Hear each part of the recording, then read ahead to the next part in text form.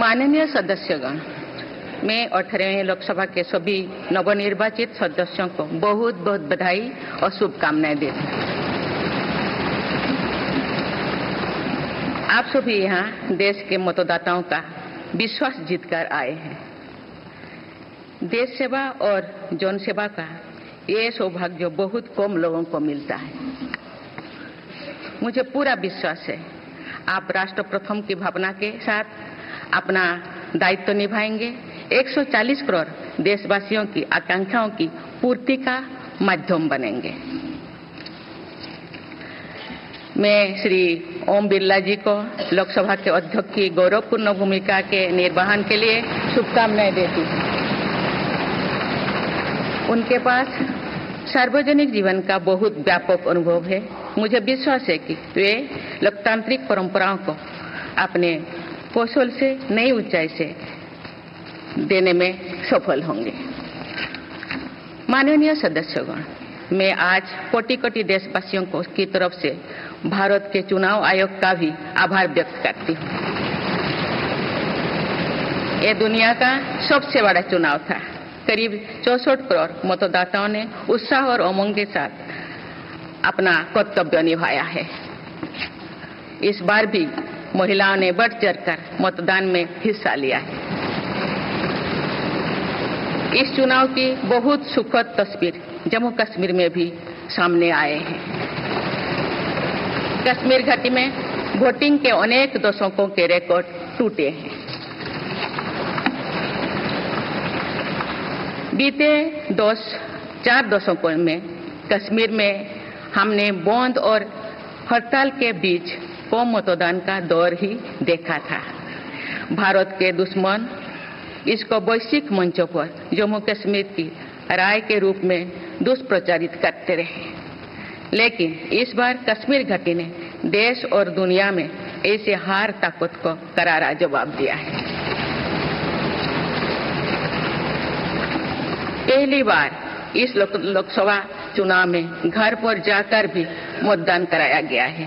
मैं लोकसभा चुनाव से जुड़ी हर कर्मी को सराहना करती हूं और अभिनंदन करती हूं। माननीय सदस्यगण, 2024 के लोकसभा चुनाव की चर्चा आज पूरी दुनिया में हो रही है। दुनिया देख रही है कि भारत के लोगों में लगातार तीसरी बार स्थिर और स्पष्ट बहुमत की सरकार बनाई है।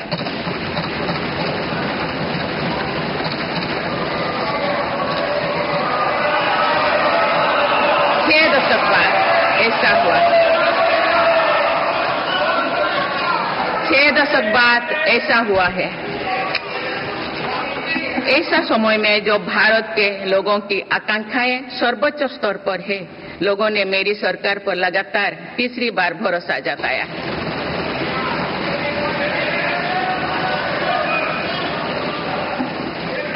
भारत के लोगों को ये पूर्ण विश्वास है कि उनकी आकांक्षाएं सिर्फ मेरी सरकार ही पूरा कर सकती है।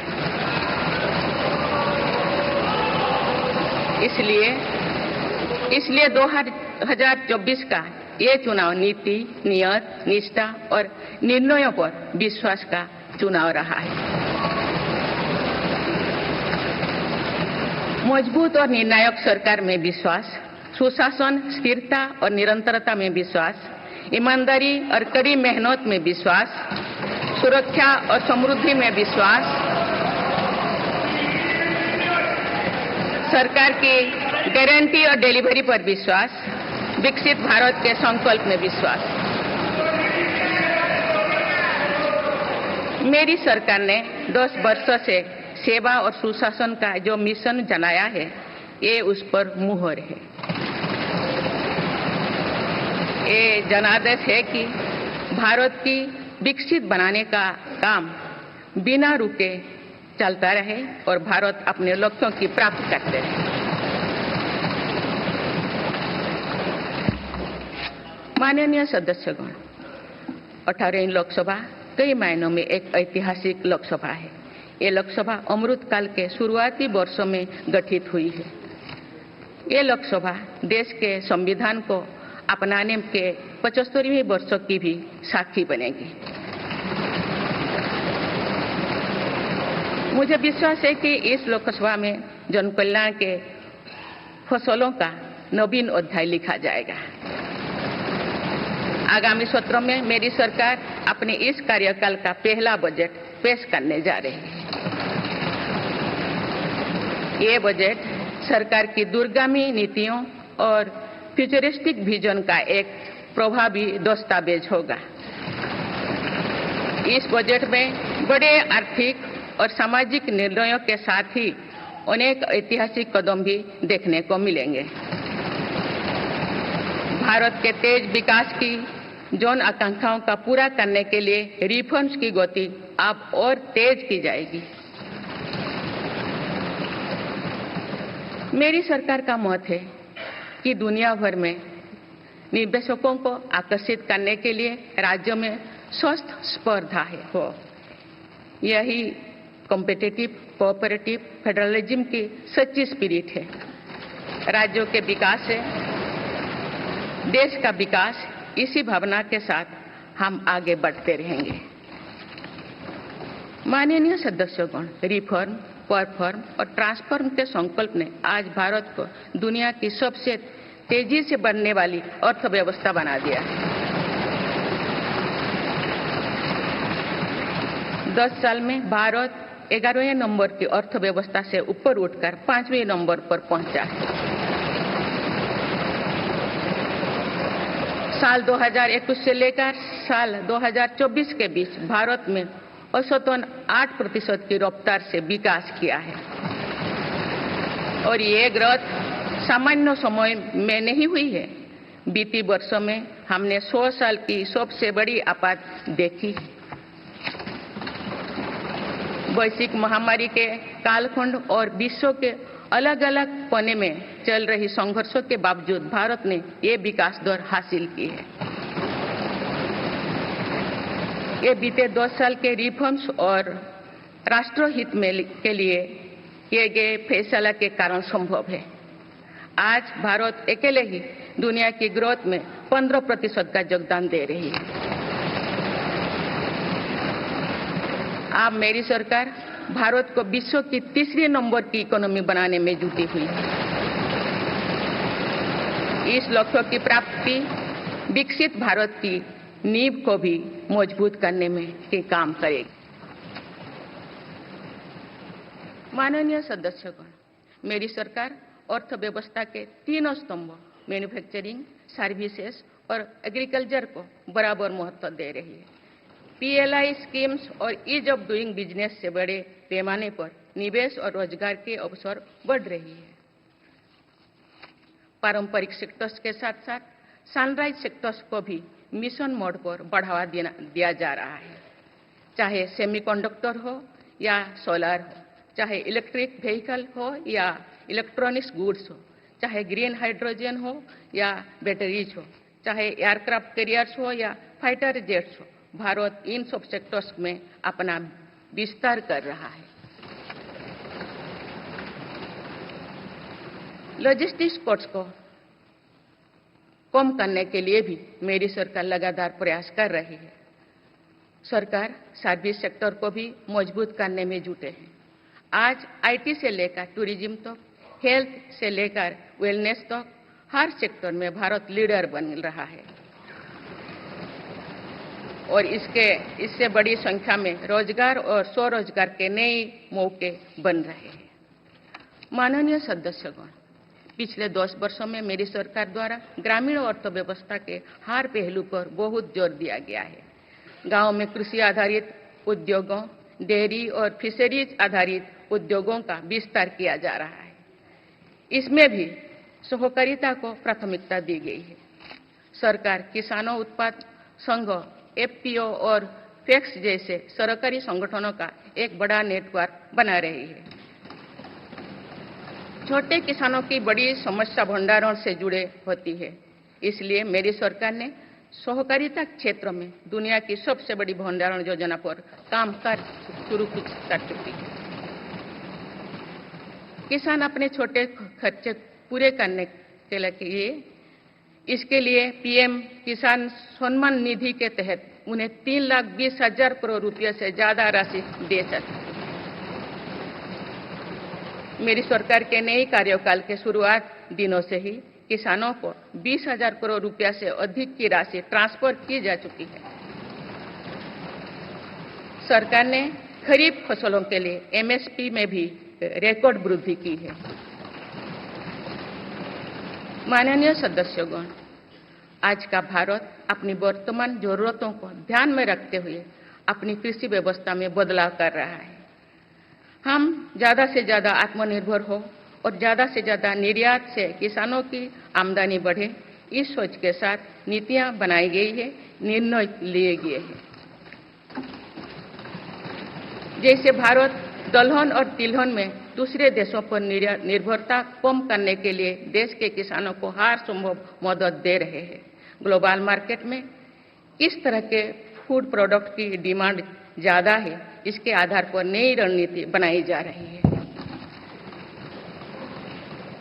आजकल ऑर्गेनिक उत्पादों को लेकर दुनिया में डिमांड तेजी से बढ़ रही है। भारत के किसानों के पास इस डिमांड को पूरा करने के पूरा भरपूर क्षमता है।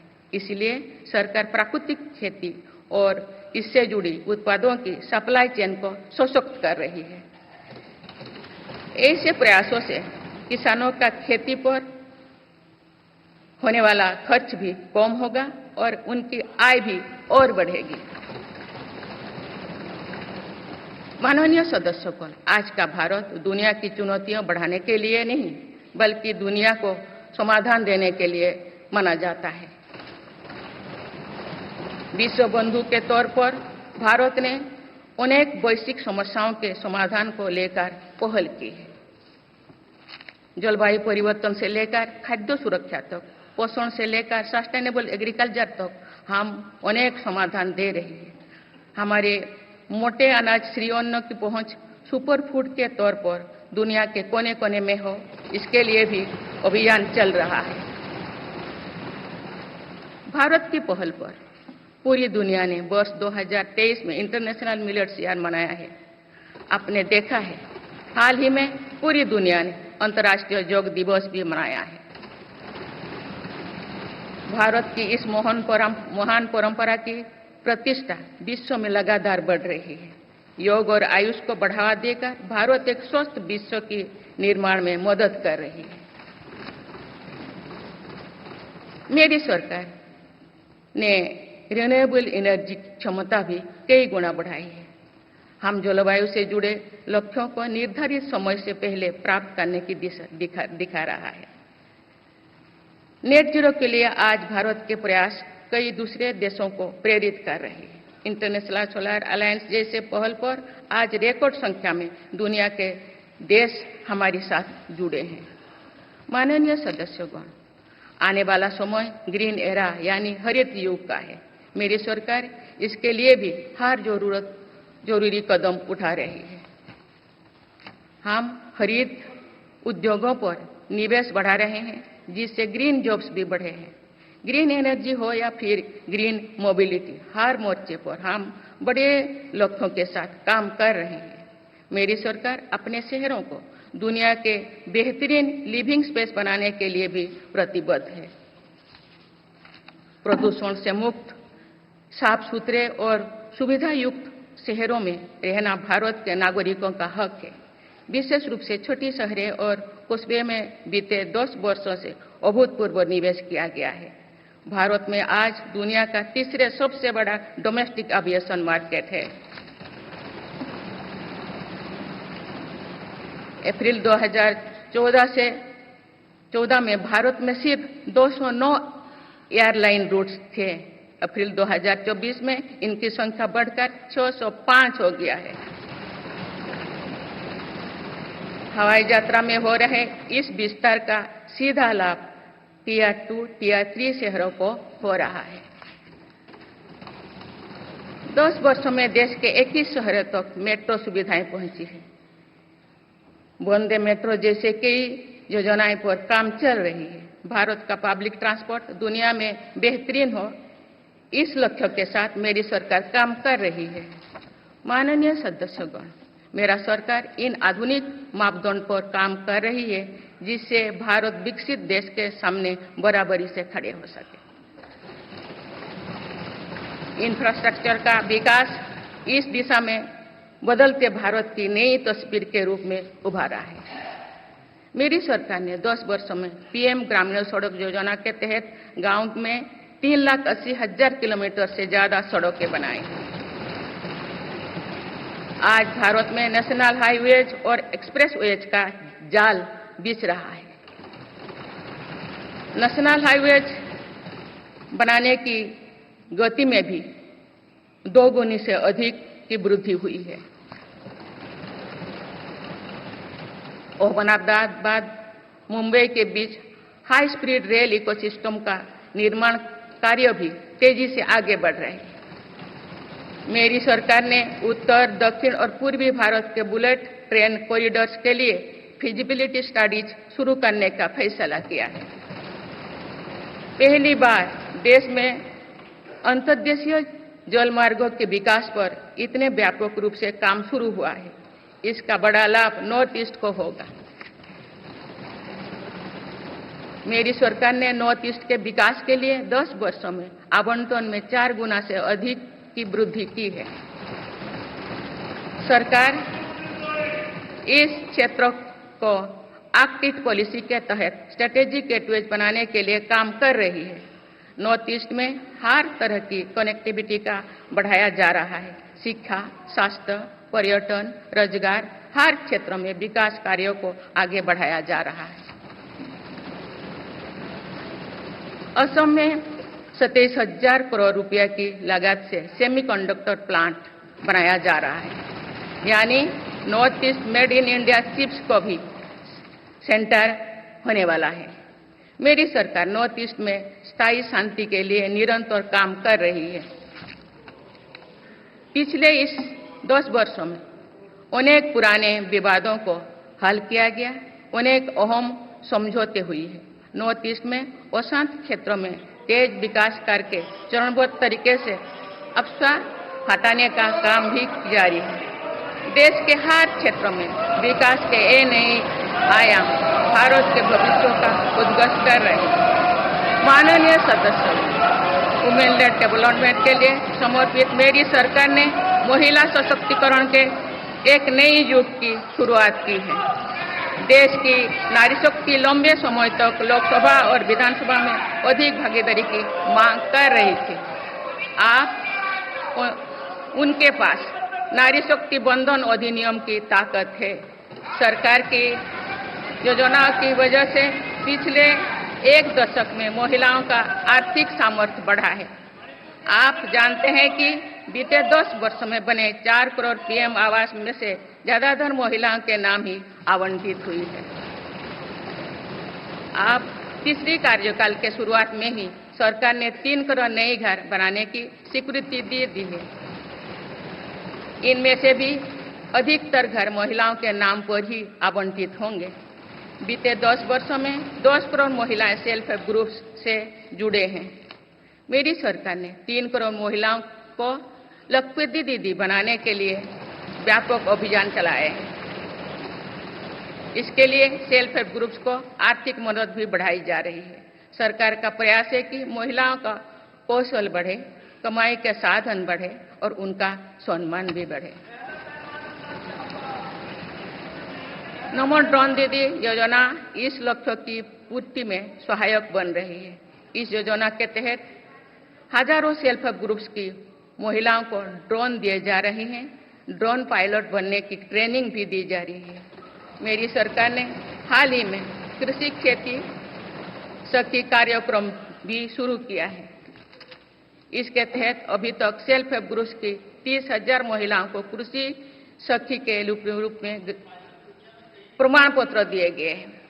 कृषि सखियों को आधुनिक खेती की तकनीक में प्रशिक्षण किया जा रहा है ताकि वे कृषि को और आधुनिक बनाने में किसानों की मदद कर सकें।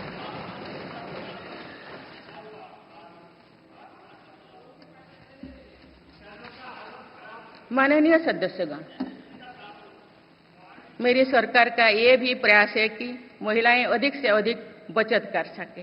बैंक खातों में जमा राशि पर बेटियों को ज्यादा ब्याज देने वाला सुकन्या समृद्धि योजना की लोकप्रियता से हम परिचित हैं।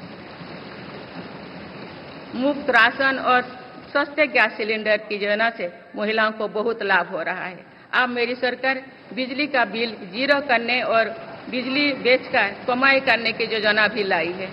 पीएम सूर्यघर मुफ्त बिजली योजना के तहत घर की छत पर सोलर पैनल लगाए जा रहे हैं। इसके लिए मेरी सरकार प्रति परिवार 78,000 रुपया तक की मदद कर रही है। इतने कम समय में 1 करोड़ से ज्यादा परिवार इन योजना में रजिस्टर कर चुके हैं। जिन घरों में सोलर पैनल लग चुके हैं, अब वहां बिजली का बिल जीरो हो गया है। माननीय सदस्यगण, विकसित भारत का निर्माण तभी संभव है जब देश के गरीब, युवा, नारी शक्ति और किसान सशक्त होंगे। इसलिए मेरी सरकार की योजनाओं में सर्वोच्च प्राथमिकता इन्हीं 4 स्तंभों को दी जा रही है। हमारी कोशिश इन तो हर सरकारी योजना का लाभ पहुंचाने की है और यही सैचुरेशन को की अप्रोच भी है। जो भारत इस इच्छा शक्ति के साथ काम कर रही है कि सरकारी योजना से एक भी व्यक्ति छूटे नहीं, तो इसका लाभ सभी को होता है। सरकार की योजनाओं एवं सैचुरेशन अप्रोच के कारण ही 10 वर्षों में 25 करोड़ भारतीय गरीबी से बाहर निकले हैं। इसमें अनुसूचित जाति, अनुसूचित जनजाति, पिछले वर्ग, हर समाज, हर क्षेत्र के परिवार है। 10 वर्षों में लास्ट माइल डिलीवरी पर फोकस ने इन वर्गों का जीवन बदल दिया है। विशेषकर आदिवासी समाज में ये बदलाव और भी स्पष्ट नजर आ रहा है। 24,000 करोड़ रुपया से अधिक की पीएम जनमन जैसी योजना आज अति पिछड़े जनजातीय समूह के उत्थान का माध्यम बन रही है। सरकार पीएम सूरज पटल के माध्यम से वंचित वर्गों तक आजीविका के अवसरों को पहुंचाने के लिए सुलभ ऋण भी उपलब्ध करा रही है।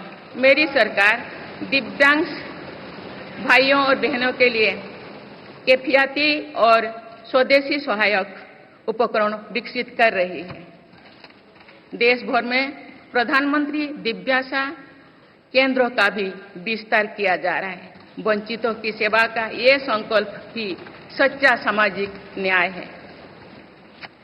माननीय सदस्यगण, देश की श्रम शक्ति के सम्मान के लिए श्रमिक बंधुओं का कल्याण और सशक्तिकरण मेरी सरकार की प्राथमिकता है। मेरी सरकार श्रमिकों के लिए सामाजिक सुरक्षा योजनाओं को एकीकृत कर रही है। डिजिटल इंडिया तथा डाकघरों के नेटवर्क का उपयोग करके दुर्घटना और जीवन बीमा के कवरेज को बढ़ाने का काम हो रहा है। पीएम स्वनिधि का विस्तार किया जाएगा और ग्रामीणों और सेमी अर्बन क्षेत्रों के रेहड़ी पटरी वाले भाइयों बहनों को भी इसके दायरे में लाया जाएगा। माननीय सदस्यगण, बाबा साहेब डॉक्टर भीमराव अंबेडकर का मानना था कि किसी भी समाज की प्रगति समाज के निचले तबके की प्रगति पर निर्भर करती है। पिछले 10 वर्षों में राष्ट्र की उपलब्धियों और विकास का आधार गरीब का सशक्तिकरण रहा है। मेरी सरकार ने पहली बार गरीब को ये एहसास करवाया कि सरकार उनकी सेवा में है। कोरोना के कठिन समय में सरकार ने 80 करोड़ लोगों को मुफ्त राशन देने के लिए पीएम गरीब कल्याण अन्न योजना शुरू की।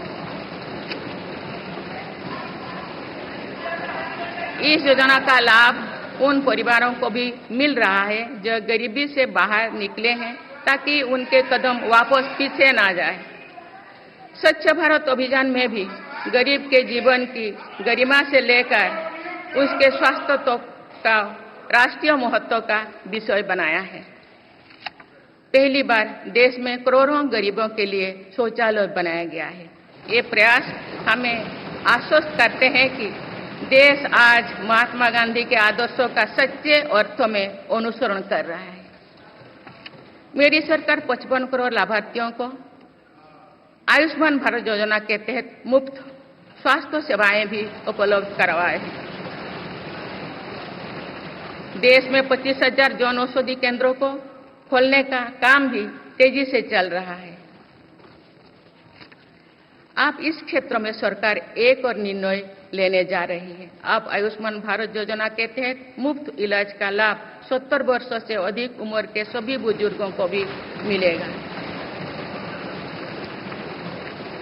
माननीय सदस्यगण, अक्सर विरोधपूर्वक मानसिकता और संकीर्ण स्वार्थ के कारण लोकतंत्र की मूल भावना का बहुत अहित हुआ है। इसका प्रभाव संसदीय प्रणाली पर भी पड़ता है और देश की विकास यात्रा पर भी पड़ता है। देश में कई दशकों तक अस्थिर सरकार के दौर में कई सरकारें चाहते हुए भी ना रिफॉर्म कर पाए और ना ही आवश्यक निर्णय ले पाए। भारत की जनता ने निर्णायक बनकर इस स्थिति को बदला है। बीते 10 वर्षों में ऐसे अनेक रिफॉर्म्स हुई है जिनका बहुत लाभ देश को आज मिल रहा है।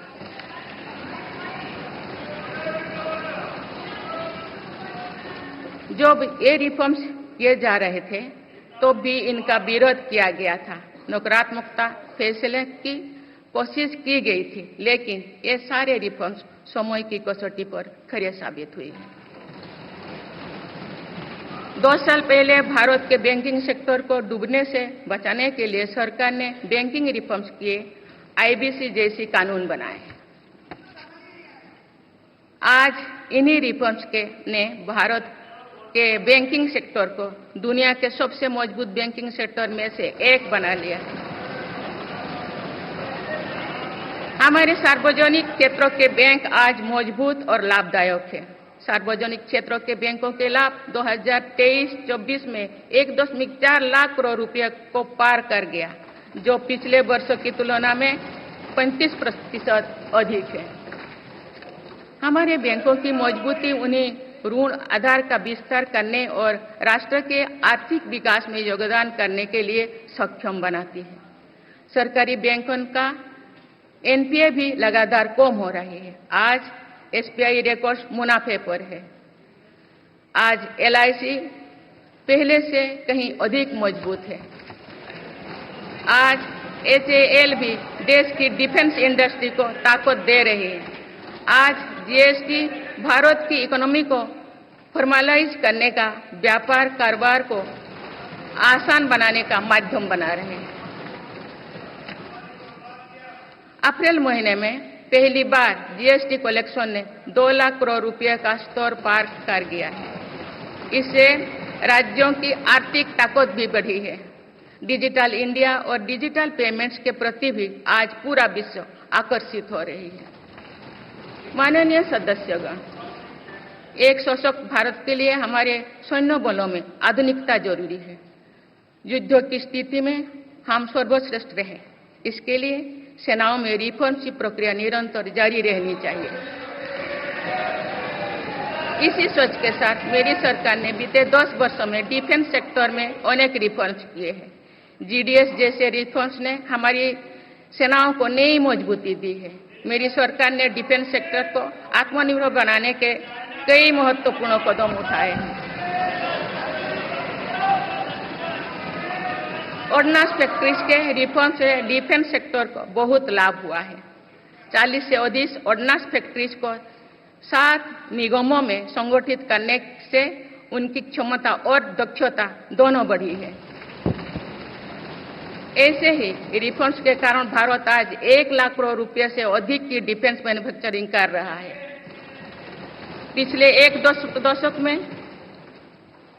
हमारे डिफेंस एक्सपोर्ट 18 गुना अधिक होकर 21,000 करोड़ रुपया तक पहुंच चुका है।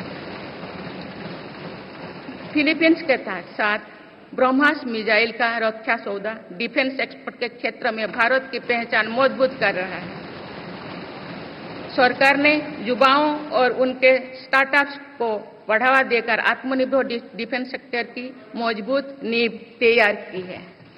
मेरी सरकार उत्तर प्रदेश और तमिलनाडु में 2 डिफेंस कॉरिडोर्स भी विकसित कर रही है। हम सभी के लिए एक खुशी की बात है कि पिछले वर्ष हमारी सैन्य जरूरतों की लगभग 70% खरीद भारतीय उद्योगों से ही की गई है। हमारी सेनाओं ने 500 से अधिक सैन्य साजो सामान को विदेशों में नहीं मंगाना तय किया है। ये सभी हथियार और उपकरण अब सिर्फ भारतीय कंपनियों से ही खरीद की जाएगी। मेरी सरकार ने सैनिकों के हितों को भी हमेशा प्राथमिकता दी है। तभी 4 दशक के बाद वन रैंक वन पेंशन को लागू किया गया है। इसके तहत अब तक 1,20,000 करोड़ रुपया दिए जा चुके हैं। शहीद सैनिकों के सम्मान के लिए सरकार ने कर्तव्य पथ के एक छोर पर नेशनल वॉर मेमोरियल की स्थापना भी की है। ये प्रयास केवल वीर जवानों के प्रति कृतज्ञ राष्ट्र का नमन ही नहीं है, बल्कि राष्ट्र प्रथम की अनवरत प्रेरणा का स्रोत भी है। माननीय सदस्यगण, मेरी सरकार देश के हर युवा को बड़े सपने देखने और उन्हें साकार करने के लिए जरूरी माहौल बनाने में जुटी है। बीते 10 वर्षों में ऐसे हर अवरोध को हटाया गया है जिसके कारण युवाओं को परेशानी थी। पहले अपने ही प्रमाण पत्रों को अटेस्ट करने के लिए युवाओं को भटकना पड़ता था। अब युवा सेल्फ अटेस्टेड करने का काम कर रहे हैं। केंद्र सरकार की ग्रुप सी, ग्रुप डी भर्तियों से इंटरव्यू को खत्म किया गया है। पहले जो विद्यार्थी सिर्फ भारतीय भाषा में पढ़ाई करते थे, उनके साथ अन्याय की जाती थी। मेरी सरकार ने नई राष्ट्रीय शिक्षा नीति लागू कर इस अन्याय को दूर करने के लिए कदम उठाए हैं। युवाओं को अब भारतीय भाषा में इंजीनियरिंग की पढ़ाई का विकल्प भी मिला है। विगत 10 वर्ष में देश में 7 नई IIT, 16 ट्रिपल IIT, 7 IIM, 15 नए एम्स, 315 मेडिकल कॉलेज और 390 विश्वविद्यालय स्थापित किया गया है। मेरी सरकार इन संस्थानों को और मजबूत बनाकर आवश्यकता के अनुसार इनकी संस्था को भी बढ़ाएंगे। सरकार एक डिजिटल विश्वविद्यालय बनाने की दिशा में भी काम कर रही है। अटल टिंकरिंग लैब्स, स्टार्टअप इंडिया और स्टैंडअप इंडिया जैसे अभियान हमारे युवाओं का सामर्थ्य बढ़ा रहे हैं। इन्हीं प्रयासों से आज भारत दुनिया का तीसरा सबसे बड़ा स्टार्टअप इकोसिस्टम बन चुका है। माननीय सदस्यगण, सरकार का ये निरंतर प्रयास है कि देश के युवाओं को अपनी प्रतिभा दिखाने का उचित अवसर मिले। सरकारी भर्ती हो या फिर परीक्षाएं, सुनिए, परीक्षाएं किसी भी कारण से इनमें रुकावट आए, ये उचित नहीं है। इनमें शुचिता और पारदर्शिता बहुत जरूरी है। हाल ही में कुछ परीक्षाओं में हुई पेपर लीक की घटनाओं की निष्पक्ष जांच और दोषियों को कड़ी से कड़ी सजा दिलवाने के लिए मेरी सरकार प्रतिबद्ध है। इससे पहले भी हमने देखा है कि कई राज्यों में पेपर लीक की घटनाएं होती रही है। इस पर दलीय राजनीति से ऊपर उठकर देशव्यापी ठोस उपाय करने की जरूरत है। संसद ने भी परीक्षा में होने वाली गड़बड़ियों के विरुद्ध एक सख्त कानून बनाया है। मेरी सरकार परीक्षाओं से जुड़ी संस्थाओं, उनके कामकाज के तरीके, परीक्षा प्रक्रिया सभी में बड़ी सुधार करने की दिशा में काम कर रही है। माननीय सदस्यगण, मेरी सरकार ने युवाओं की राष्ट्र निर्माण में भागीदारी और बढ़ाने के लिए मेरा युवा भारत माय भारत अभियान की शुरुआत भी की है। इसमें अब तक 1.5 करोड़ से अधिक युवाओं का पंजीकरण हो चुका है। इस पहल से युवा में नेतृत्व कौशल और सेवा भावना का बीजारोपण होगा। आज हमारे युवाओं को खेलों में भी आगे बढ़ने के नए अवसर मिल रहे हैं। मेरी सरकार के प्रभावी प्रयासों का परिणाम है कि भारत के युवा खिलाड़ी वैश्विक मंचों पर रिकॉर्ड संख्या में मेडल्स जीत रहे हैं। कुछ ही दिनों बाद पेरिस ओलंपिक्स में भी शुरू होने वाले जा रहे हैं। ओलंपिक्स में देश का प्रतिनिधित्व करने वाले हर खिलाड़ी पर हमें गर्व है। मैं उन्हें अपनी शुभकामनाएं देती हूं। इन उपलब्धियों को और आगे ले जाने के लिए भारतीय ओलंपिक संघ 2036 ओलंपिक्स खेलों की मेजबानी की तैयारी भी कर रही है। माननीय सदस्यगण, जुलाई की पहली तारीख से देश में भारतीय न्याय संहिता भी लागू हो जाएगी।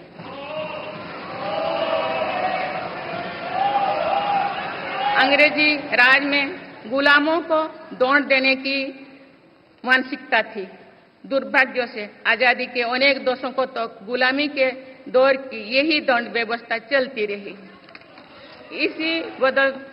इसे बदलने की चर्चा अनेक दशकों से की जा रही थी, लेकिन ये साहस भी मेरी सरकार ने ही करके दिखाए हैं। अब दंड के जगह न्याय को प्राथमिकता होगी, जो हमारे संविधान की भी भावना है। इन नई कानूनों से न्याय प्रक्रिया में तेजी आएगी। आज जो विदेश अलग अलग क्षेत्रों में गुलामी की मानसिकता से मुक्त पा रहे हैं, तो ये उस दिशा में बहुत बड़ा कदम है और ये हमारे स्वतंत्रता सेनानियों की सच्ची श्रद्धांजलि भी है।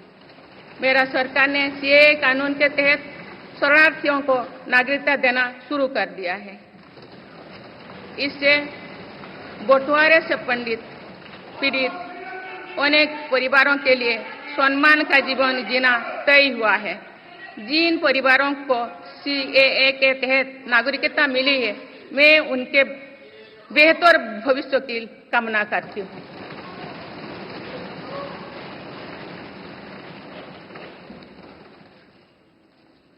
माननीय सदस्यगण, मेरी सरकार भविष्य निर्माण के प्रयासों के साथ ही भारतीय संस्कृति के वैभव और विरासत को फिर से स्थापित कर रही है। हाल में नालंदा यूनिवर्सिटी के भव्य कैंपस के रूप में इसमें एक नया अध्याय जुड़ा है। नालंदा सिर्फ एक यूनिवर्सिटी मात्र नहीं थी, बल्कि ये वैश्विक ज्ञान केंद्र के रूप में भारतीय गौरवशाली अतीत का प्रमाण थी। मुझे विश्वास है कि नई नालंदा यूनिवर्सिटी भारत को ग्लोबल नॉलेज हब बनाने में सहायक सिद्ध होगी। मेरी सरकार का ये प्रयास है कि भावी पीढ़ियों को हजारों वर्षों की हमारी विरासत प्रेरणा देती है।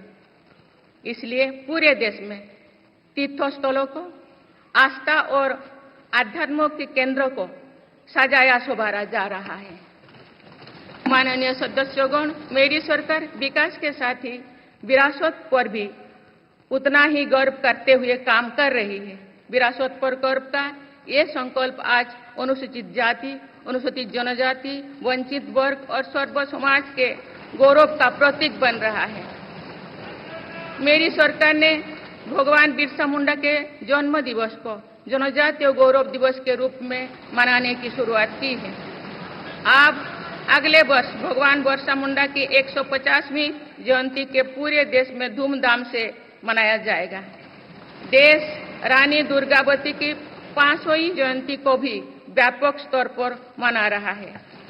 पिछले महीने ही देश ने रानी अहिल्याबाई होलकर की 300वीं जयंती का साल भर चलने वाला महोत्सव भी शुरू किया गया है। इससे पहले सरकार गुरु नानक देव जी का 550वां और गुरु गोविंद सिंह जी का 350वां प्रकाश पर्व भी धूमधाम से मना चुके हैं। एक भारत श्रेष्ठ भारत के भाव से काशी तमिल संगमम, सौराष्ट्र तमिल संगमम जैसी उत्सवों की परिपाटी भी मेरी ही सरकार ने शुरू की है। इन आयोजनों से हमारी नई पीढ़ियों को राष्ट्र निर्माण की प्रेरणा मिलती है और राष्ट्र पर गौरव का भाव और मजबूत होता है। माननीय सदस्यगण, हमारी सफलताएं हमारी साझी धरोहर है, इसीलिए उन्हें अपनाने में संकोच नहीं, स्वाभिमान होना चाहिए। आज अनेक सेक्टर्स में भारत बहुत अच्छा प्रदर्शन कर रहा है। ये उपलब्धियां हमें हमारी प्रगति और सफलताओं पर गर्व करने की अपार अवसर देती है। जो भारत डिजिटल पेमेंट्स के मामले में दुनिया में अच्छा प्रदर्शन करता है, तो हमें गर्व होना चाहिए। जो भारत के वैज्ञानिक चंद्रयान को चंद्रमा के दक्षिणी ध्रुव पर सफलता से उतारते हैं तो हमें गर्व होना चाहिए। जो भारत दुनिया की सबसे तेज बढ़ती इकोनॉमी बनता है तो हमें गर्व होना चाहिए।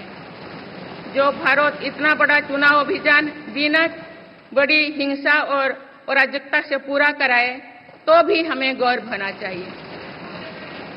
आज पूरा विश्व हमें मदर ऑफ डेमोक्रेसी के रूप में सम्मान देता है। भारत के लोगों ने हमेशा लोकतंत्र के प्रति अपना पूर्ण विश्वास प्रकट किया है। चुनाव से जुड़ी संस्थाओं पर पूरा भरोसा जताया है। स्वस्थ लोकतंत्र को बनाए रखने के लिए हमें इस विश्वास को सुसह्य कर रखना है, इसकी रक्षा भी करना है। हमें याद रखना होगा, लोकतांत्रिक संस्थाओं और चुनावी प्रक्रिया पर लोगों के विश्वास को चोट पहुंचाना उसी डाल को काटना जैसे जिस पर हम सब बैठे हैं। हमारे लोकतंत्रों की विश्वसनीयता को ठेस पहुंचाने की हर कोशिश की सामूहिक आलोचना होना चाहिए। हम सभी को वो दौर याद है जो बैलेट पेपर छीन लिया जाता था, लूट लिया जाता था। मतदान प्रक्रिया को सुरक्षित बनाने के लिए ईवीएम को अपनाने का फैसला किया गया था। पिछले कई दशकों में ईवीएम में सुप्रीम कोर्ट से लेकर जनता की अदालत तक हर कसौटी को पार किया है।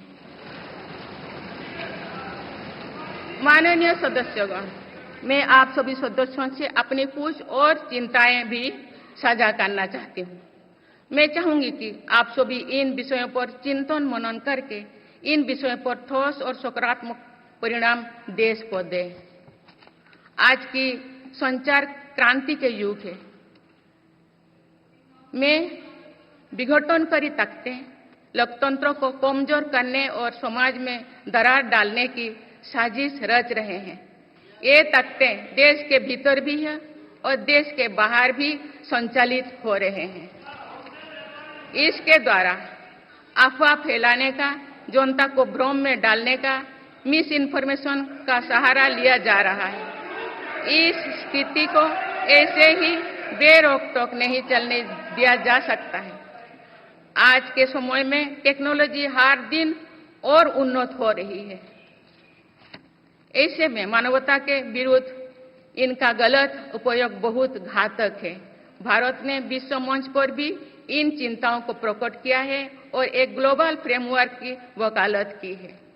हम सभी का दायित्व है कि इन प्रवृत्ति को रोके, इस चुनौती से निपटने के लिए नए रास्ते खोजें।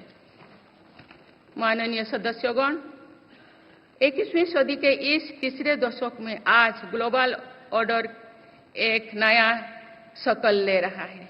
मेरी सरकार के प्रयासों से आज भारत विश्व बंधु के रूप में दुनिया को नया भरोसा दे रही है।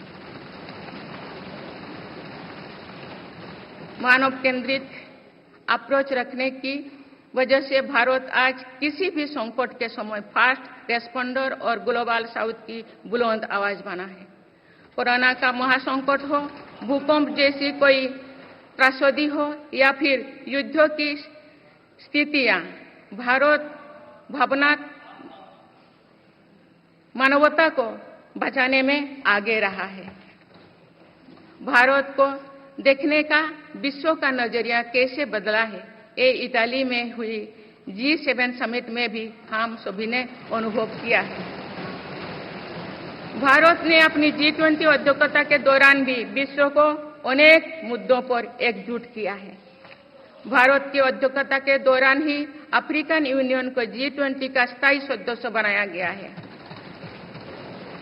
इससे अफ्रीका महाद्वीप के साथ साथ पूरे ग्लोबल साउथ का भरोसा मजबूत हुआ है। नेबरहुड फास्ट पॉलिसी में चलते हुए भारत ने पड़ोसी देशों के साथ अपने रिश्तों को मजबूत किया है। 7 पड़ोसी देशों के नेताओं का 9 जून को केंद्रीय मंत्रिपरिषद के शपथ ग्रहण समारोह में भाग लेना मेरी सरकार की इस प्राथमिकता दर्शाते हैं। भारत सबका साथ सबका विकास की भावना के साथ इंडो पैसिफिक क्षेत्र के देश के साथ भी सहयोग बढ़ा रही है। पूर्वी एशिया हो या फिर मिडिल ईस्ट और यूरोप, मेरी सरकार कनेक्टिविटी पर बहुल बल दे रही है। भारत के विजन ने ही India Middle East Europe economic corridor को आकार देना शुरू किया है। ये कॉरिडोर 21वीं सदी के सबसे बड़ी गेम चेंजर में एक सिद्ध होगा।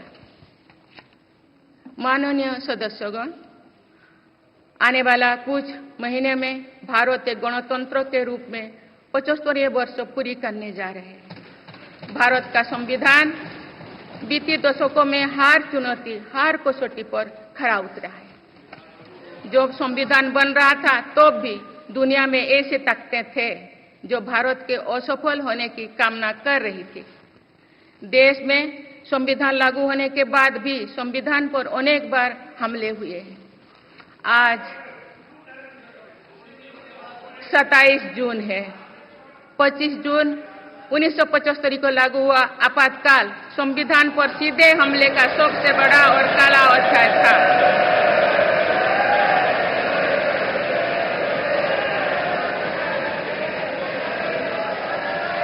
तो पूरे देश में हाहाकार मच गया था, लेकिन ऐसी असंवैधानिक ताकतों पर देश ने विजय प्राप्त करके दिखाया, क्योंकि भारत के मूल में गणतंत्र की परंपराएं रही है। मेरी सरकार भी भारत के संविधान को सिर्फ राजकाज का माध्यम भर नहीं मानती, बल्कि हमारा संविधान जन चेतना का हिस्सा हो, इसके लिए हम प्रयास कर रहे हैं। इसी ध्येय के साथ मेरी सरकार ने 26 नवंबर को संविधान दिवस के रूप में मनाना शुरू किया है।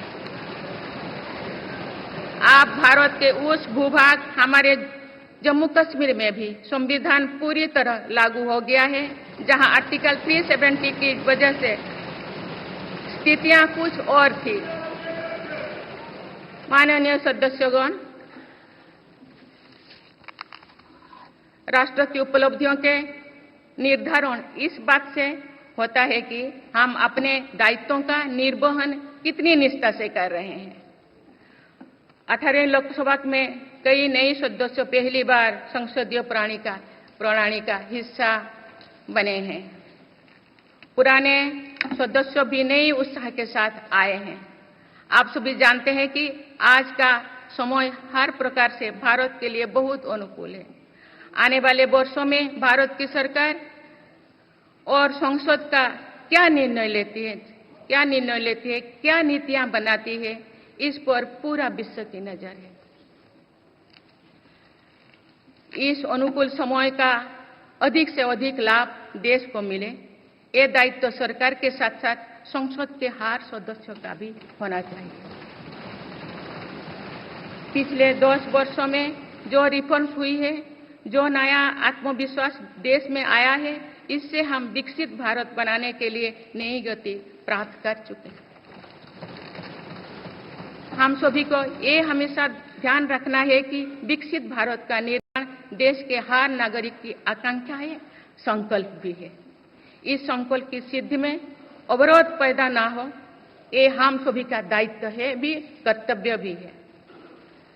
नीतियों का विरोध और संसदीय कामकाज का विरोध दो भिन्न बातें हैं। जब संसद सुचारू रूप से चलती है, जब यहाँ स्वस्थ चर्चा परिचर्चा होती है, जब दूरगामी निर्णय होते हैं, तब लोगों का विश्वास सिर्फ सरकार ही नहीं, पूरी व्यवस्था पर बनता है।